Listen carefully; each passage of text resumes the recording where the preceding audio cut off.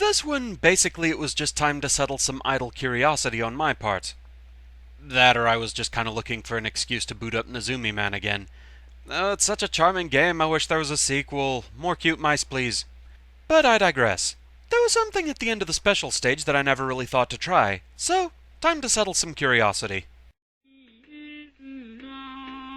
So one thing back on Nezumiman I realized I never bothered trying to do anything with involved the ending podium here in the special stage.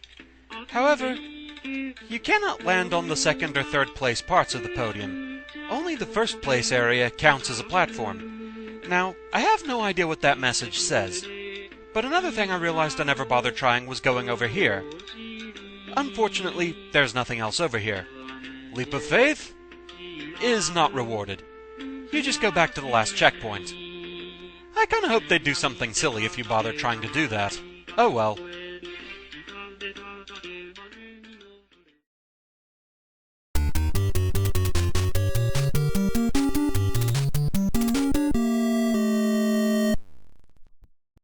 During the Castlevania Aria of Sorrow run, the main goal was collecting all the souls in the game.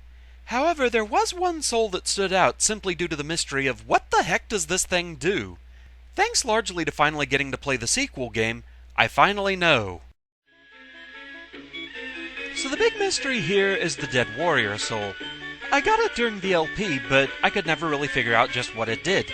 The in-game description, it doesn't help matters any. Dead Warrior. Deflect normal attacks by pressing up plus B. This makes it sound like you use it to block or even reflect enemy attacks, but that's not what it does at all. Apparently this is a mistranslation. It was supposed to say, interrupt normal attacks by pressing up plus B. That's a little better. It was even more clearly worded in the sequel game Dawn of Sorrow for the Nintendo DS. There the description was, use bullet souls while executing normal attacks, and that's what this does. So demonstration purposes right now we're not equipped with it, but I do have a bullet soul and the Clem Soleil. So long as I'm striking with a Clem Soleil, I cannot use a bullet soul. I have to wait until the sword has been fully put away before I can launch more fireballs. But now, if we go and equip Dead Warrior, I can use fireballs to cancel the sword animation. That's basically what this is, fighting game cancelling mechanics. It can be good for combos, or if you have a really slow melee weapon, and you just want to strike quickly with that and then immediately follow with a projectile. It does have its uses like that. I will say the actual use of this soul is probably a bit lackluster after all the mystery and build-up, but at least now we finally know what this blasted thing does.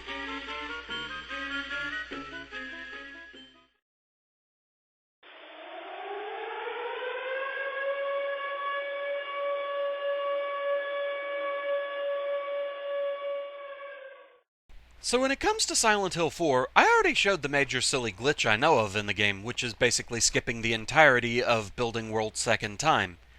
If I actually had the patience to get all the unlockables in the game, that's more something that I would consider as an actual expansion to the original project. And so I got to thinking, Silent Hill 3 didn't have an Xbox release. Silent Hill 4 did. Let's see if backwards compatibility got any better.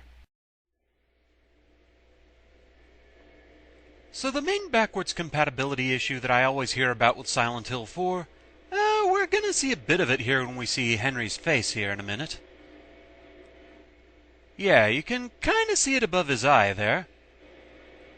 It's gonna become all the more apparent once we meet up with Cynthia.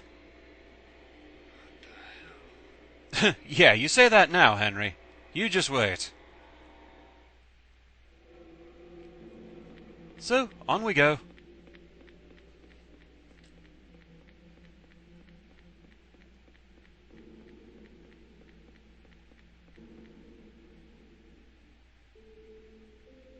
Who are you? Yeah. What's your name?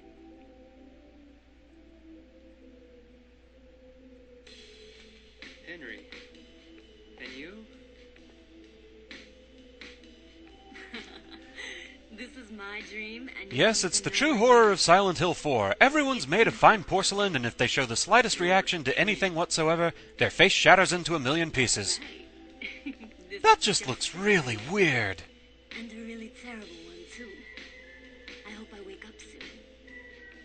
So you think this is a dream, huh?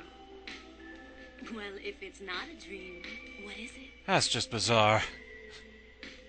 Anyway, I want to get out of here, but I can't find the exit. Say, will you help me find it? I'm kind of scared all alone. I'll do a special favor for you later. Even the normally emotionless Henry isn't particularly safe from the effect. That's just bizarre, and I have no idea what causes that.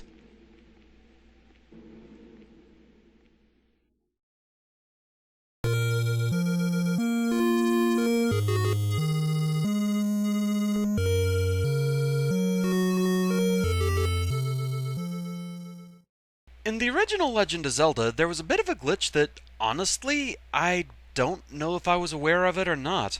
But there was somebody in the comments that told me about it. So, let's give it a look.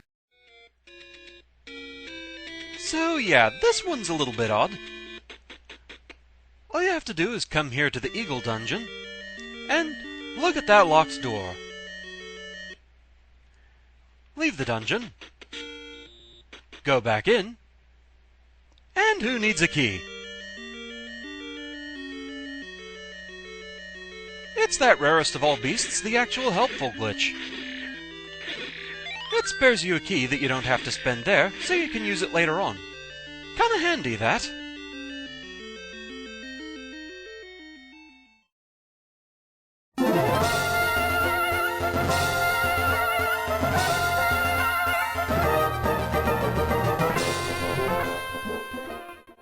So for Pokémon Emerald, not really a revisit, but more just a status update for those who are curious about the state of my little unevolved friends. So yeah, there really isn't all that much to revisit as far as Pokémon Emerald is concerned, but hey, for those who are curious, everyone's at level 100 now. DJ Miko, Xiaoyun, Sandtrap, Razor, Ceres, Volley, Stifle, Wear and Tear, Jomei, Piglet, Taishi, Pepto, Schneider, Kiln, Nabi, Homestar, Espa, Graham, Balsa, Parka, Layabout, Kinopio, Treebomb, Cadet Blue, Cirrus, Maverick, Tama, Sahara, Slick, and Sly, all at level 100. So all I have to do at this point is write the codes and get them onto my actual games. A process which by now has indeed been taken care of. These guys are all safe and sound over on my Alpha Sapphire game. There was, however, an odd bug that I encountered when transferring them. It seems that if you have a named Clamperl, it will always lose its name when sent through Poké-Transport. It gives no warning that the name is offensive, it doesn't matter what you name it, it just reverts to being named Clamperl. I even tried testing this by catching a legitimate Clamperl, naming it, and sending that through, and it still happened. So it's not an effect of the codes. Also, if you put a Clamperl on Pokemon Bank from 6th Gen, it retains the name you gave it, so it's purely going through transport. So basically, yeah, what this means is I did retrain Jomei on 6th Gen. Game Freak, please, hire me. I'm crazy enough to test silly minor details like this.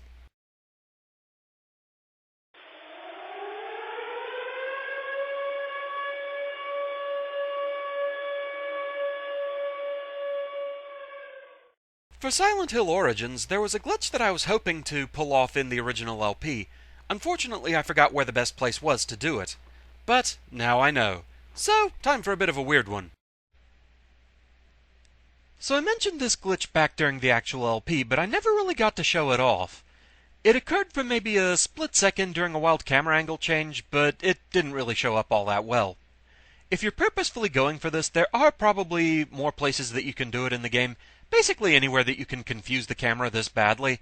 But one of the easier places is here at Cedar Grove Sanitarium, the Fog World version of the Interview Archives room. Basically, you want to face away from the mirror, and then just keep kind of nudging forward, using the L1 button, just kind of keep mashing it every time you stop to try and manually adjust the camera angle. Getting the proper adjustment is still a bit touchy, but yeah, there we go. Yeah. We've managed to firmly lodge the camera right behind Travis's face. I mean, I know Silent Hill's all about getting inside people's heads, but really, there are limits. Spooky!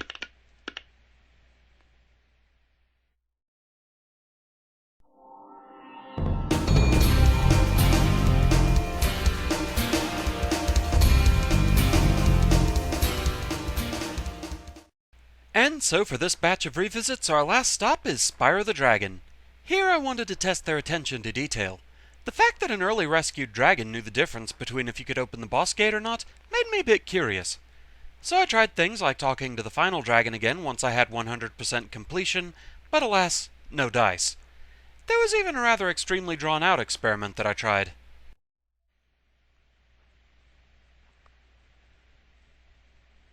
I even went so far as to try and check this out. I played back through the entirety of the game, making sure to skip one key thing.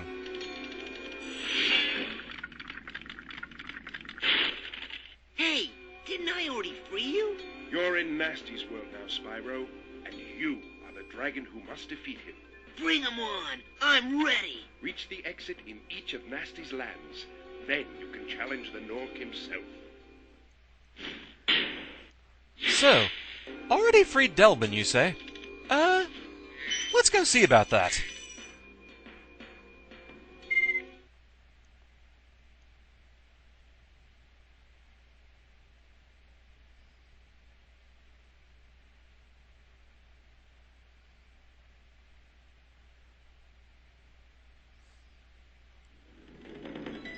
Also, I guess for those who had wondered where the balloon lands in the artisan's world, there it is.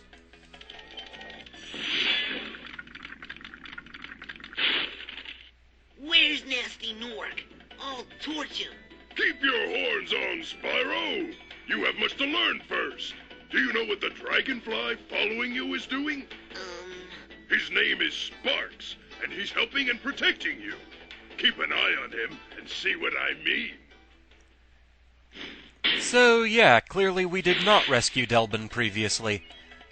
To be fair, it is a pretty complicated plot point there to keep track of, so I'm not too surprised that they didn't pay attention to that detail. Although it is interesting to note that with the previously rescued dragons, it seems like they got the colors right, but not the voices. That's kinda weird. Ah well, can't have everything. The comments did yield something I wanted to show, though. At any rate, I suppose this is something good to demonstrate. Back at Dry Canyon, there's no reason to not charge the musket Norks here. Charging into their bullets, they won't damage you, they'll just shatter on impact. It will stop your charge cold, but it's safe enough to just charge into the hunters. Kind of interesting that, and odd when you consider that bananas are apparently more dangerous, because you can't safely charge those, but hey, whatever works.